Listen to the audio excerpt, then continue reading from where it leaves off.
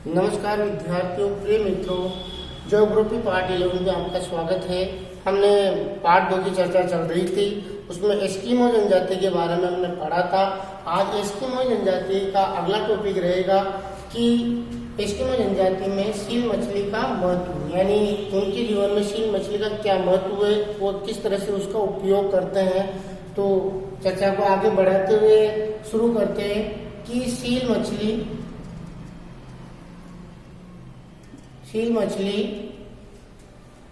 इनका यानी एस्किमो का प्रिय भोजन है। ये पहले भी लिखा था, प्रिय भोजन है, यानी ये बड़े चाव से इसे खाते हैं। सील मछली इनका प्रिय भोजन है। एक महत्व तो ये हो गया। दूसरा देखा जाए, दूसरा महत्व की अगर हम बात करें कि ये भोजन में काम आ ही रही है, उसके बाद ये ईंधन के रूप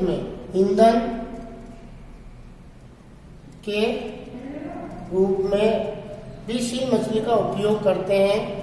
इनके रूप में उपयोग करते हैं। देखो, अब ईंधन के रूप में उपयोग करते हैं, यानी ये क्या करते हैं कि जो सील मछली की जो चर्बी होती है उसको निकालते हैं और वो जलाते हैं। तो जलाने से क्या होता है कि उसमें से एक तो जो उष्मा यानी ताप निकलता है वो भी बहुत ज्यादा निकलता है और काफी देर तक उसमें वो उष्मा बनी रहती है। यानी बाकी जो उनके पास जो सोर्स है, देखो वो ठंडा प्रदेश है तो वहाँ वनस्पति का तो ऐसे ही अभाव है, तो वहाँ लकड़ी वगैरह तो कमी बनी रहती है, तो वो अपने शरीर को गर्म करने के लिए इसी मछली की चर्बी यानी ईंधन के रूप में उपयोग करते हैं, जिसमें इसकी यानी किसकी मछली की, सील मछली की चर्बी यानी जो उसका मांस होता है, चर्बी को जलाते हैं, यानी उसको जलाते हैं तथा उससे ताप ग्रहण करते हैं। यानी एक तो पहली सीधी बात है, ईंधन के रूप में इसका उपयोग करते हैं, लेकिन समझ में नहीं आया कि मछली को कैसे जलाते होंगे, तो उसकी चर्बी को निकाल कर वो जलाते हैं और जलाने के बाद उससे उन्हें ताप मिलता है, यानी अपने आप को वो आराम से सेकते हैं। क्योंकि मैंने अभी बताया कि वहाँ वो ठंडा प्रदेश है तो वनस्पति की कमी है, इसलिए वो अपने आप को गर्म रखने के लिए इसी का उपयोग करते हैं। दूसरी बात करें, जो सील मछली की खाल यानी उसकी जो चमड़ी होती है, खाल या चमड़ी से तंबू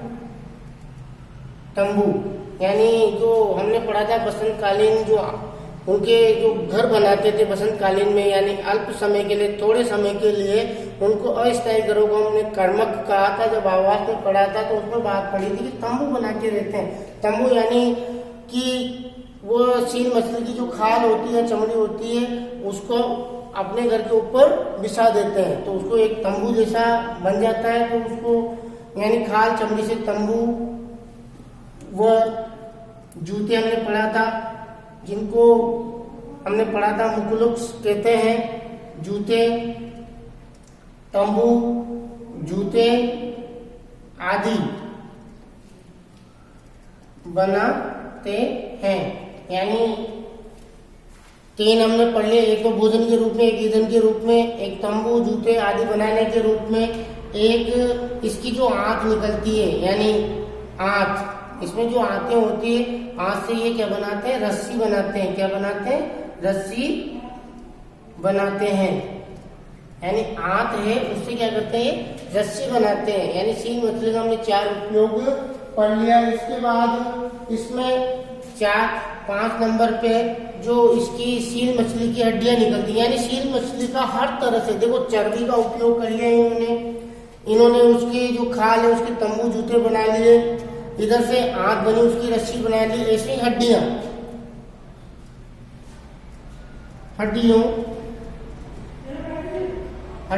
से सलेज, एक गाड़ी होती है, आगे चर्चा करेंगे जब इनके उपकरण वगैरह पढ़ेंगे। सलेज हड्डियों से सलेज का निर्माण करते हैं। यानी ये एक ऐसी गाड़ी होती है जिसके पहिए नहीं रहते और बर्फ पे वो फिसलती है। तो इस स्लेज गाड़ी का निर्माण भी इसी की हड्डियों से करते हैं। यानी हमने इसके 5 उपयोग पढ़ लिए। भोजन में काम ले रहे हैं, उसकी चर्बी को जला के ईंधन के रूप में काम में लेते हैं, उसकी खाल से तंबू या जूते बनाते हैं, उसकी आंच से क्या बना रहे हैं, रस्सी, और उसकी हड्डियों से क्या बना रहे हैं, वह स्लेज गाड़ी का निर्माण करते हैं। स्लेज गाड़ी होती है जिसकी आगे चर्चा करेंगे, स्लेज गाड़ी का वो निर्माण करते हैं। तो ये एस्किमो जनजाति में सील मछली का महत्व, यानी सील मछली का वो कई प्रकार से उपयोग में लेते हैं, तो उसका महत्व भी बहुत ज्यादा होता है। और ये 5 महत्व है, इनको आप स्क्रीनशॉट ले लें।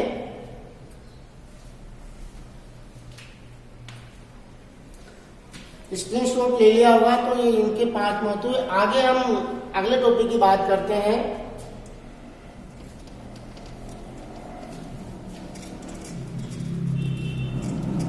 आगे का टॉपिक अपना रहेगा एस्किमो जनजाति के उपकरण व यंत्र, यानी जो भी वो अपने काम में लेते हैं। एस्किमो जनजाति के उपकरण व यंत्र, यानी वो किन किन संसाधनों का उपयोग या साधनों का उपयोग करते हैं, उनमें से पहले अगर हम चर्चा करें, पहला उपकरण की बात करें तो सबसे पहले अभी स्लेज की बात चल रही थी, स्लेज ही ले लें। स्लेज, अब यहाँ इसका पूरा पता लग जाएगा स्लेज क्या होता है। स्लेज ये बर्फ में चलने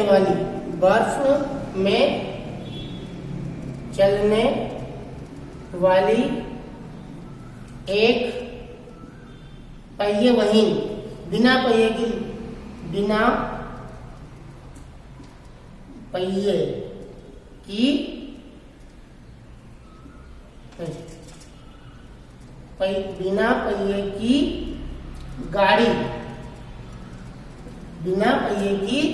गाड़ी, जिसे रेंडियर, यानी रेंडियर का मतलब होता है बारहसिंगा, वहां उसको रेंडियर बोलते हैं। रेंडियर जिसे रेंडियर के द्वारा खींचा जाता है। यानी स्लेज का मतलब हो गया एक प्रकार से उनके गाड़ी होती है जिसके पहिए भी नहीं होते। आगे हमने पढ़ा था स्लेज सील मछली की हड्डियों से बनी होती है और जिसके पहिए भी नहीं होते, और उसे कौन खींचते हैं, रेंडियर। या कभी कभार स्लेज गाड़ी को रेंडियर के साथ साथ, यहाँ अगर मैं ऑब्लिक लगा के लिख दूं, जगह तो नहीं है, समझ जाना, कुत्तों के माध्यम से भी खींचते हैं। यानी वहाँ जो कुत्ते मिलते हैं उनके माध्यम, या तो रेंडियर का उपयोग कर लेते हैं या कुत्तों के माध्यम से इसे खींचते हैं। देखो स्लेज आपने कभी देखा हो, जो पहाड़ी इलाके होते हैं, आज भी बहुत से जो अवकाश मनाने यानी छुट्टियां मनाने जाते हैं, वहाँ पे जो बर्फ का सीन बताया जाता है, वहाँ पे स्केटिंग, यानी स्केटिंग का मतलब होता है पैरों में लंबे लंबे ऐसे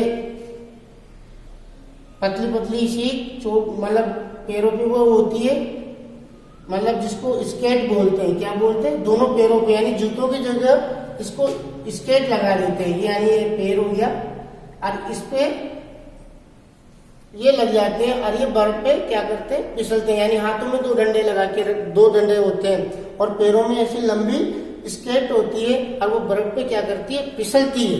क्या करती है, वो फिसलती है। ये वैसा ही है, उन्होंने स्केटिंग के जैसा ही बनाया हुआ है। आपकी जो बुक है भूगोल की, उसमें चित्र भी दे रखा है कि उसमें आराम से आप देखते हैं कि किस प्रकार से ये स्लेज गाड़ी होती है। आज तो आधुनिकता में क्या है, स्लेज गाड़ी भी मोटर चालित हो गई है, यानी वो मोटर से भी, यानी उसमें मशीन भी लगा दी जाती है जिससे वो चलती है। लेकिन मुख्य रूप से जो स्लेज ये बनाते हैं एस्किमो जनजाति वाले, वो रेंडियर और कुत्तों के द्वारा खींचते हैं, जिसके पहिए नहीं होते, वो ऐसे ही लगी होती है, 2 इस तरह से लगी होती है और उस पर आदमी बैठ जाता है और वो बर्फ पे फिसलती है। तो ये तो होती है स्लेज जो बर्फ में चलती है। पूछा जा सकता है ये दूसरा उनका यंत्र या उपकरण है हार्पून। नाम सुना है, पहले भी आया था जब हमने उनके आखेट पढ़े थे। हार्पून क्या होता है, हार्पून एक हथियार होता है। इसमें भी सील मछली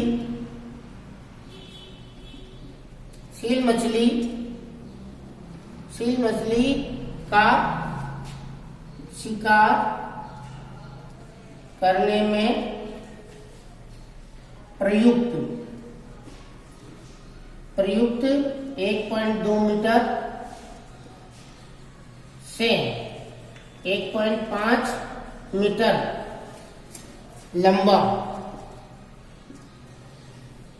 देखो, सील मछली के शिकार में प्रयुक्त इसकी लंबाई देखो 1.2 से 1.5 मीटर तक होती है। लंबा रस्सी से बंधा भाला होता है। हार्पून क्या होता है कि जब सील मछली का शिकार करते हैं और उसमें जो प्रयुक्त करते हैं 1.2 और 1.5 मीटर लंबा, और उससे क्या बनी होती है, रस्सी बनी होती है, उसे क्या कहते हैं, हार्पून कहते हैं। क्या कहते हैं उसको, हार्पून कहते हैं। देखो ये इस तरह होता है, जब बनाने का प्रयास कर रहा हूँ, इसे भाला टाइप होता है, भाला देख ही रखा होगा। आगे से क्या होता है, वो नोकीला होता है ऐसे। इसके साधारण आपने देख ही रखा है, लेकिन वो क्या करते हैं, इसके रस्सी बंधी होती है। लगभग वो क्या करते हैं, उसके रस्सी बंधी होती है।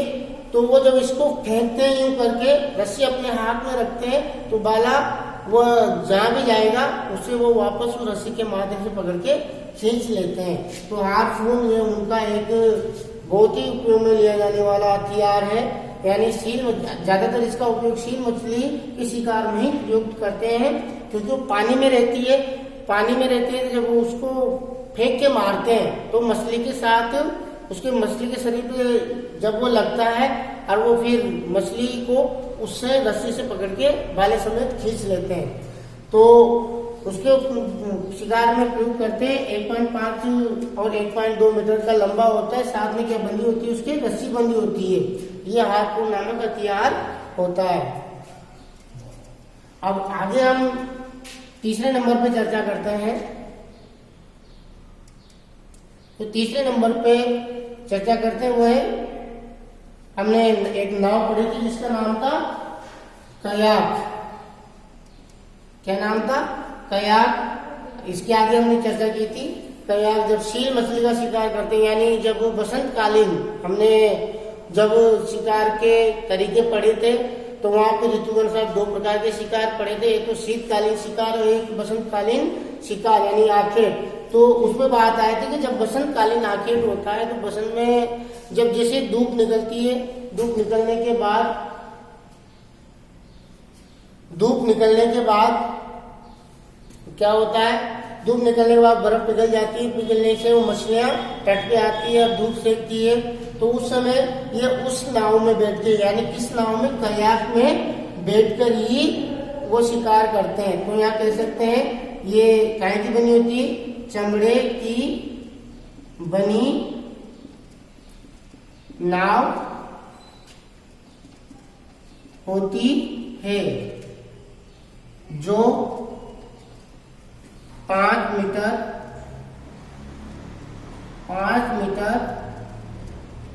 लंबी व 1.5 मीटर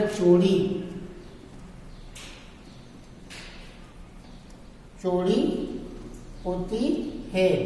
तो कयाक एक प्रकार की नाव है, कह सकते हैं छोटी नाव है, यानी 5 मीटर तो लंबी होती है और 1.5 मीटर चौड़ी होती है और एक चमड़े की बनी होती है। तो कयाक का मैंने बताया था कि बसंत काल में जो शिकार करते हैं तो इसी का उपयोग करते हैं। अब 4 नंबर पे हम बात करते हैं, तो क्या आती है वहां पे 4 नंबर, उमियाक। यानी ये भी एक नाव ही है, लेकिन इसके लिए यूं कहते हैं बड़ी नाव जिसका उपयोग व्हेल मछली, यानी व्हेल नाम सुना होगा, व्हेल मछली का शिकार करते समय, शिकार करते समय करते हैं। तो 4 इनके हमने उपकरण पढ़े। सबसे पहले स्लेज पढ़ा, फिर हारपून पढ़ा, फिर कयाक पढ़ा, फिर उमियाक पढ़ा। तो उमियाक में ये कयाक और उमियाक नाम भी लगभग दोनों का समान है। कयाक एक प्रकार से चमड़े की बनी छोटी नाव है जिसकी लंबाई और चौड़ाई, ये लंबाई तो 5 मीटर की और चौड़ाई 1.5 मीटर की।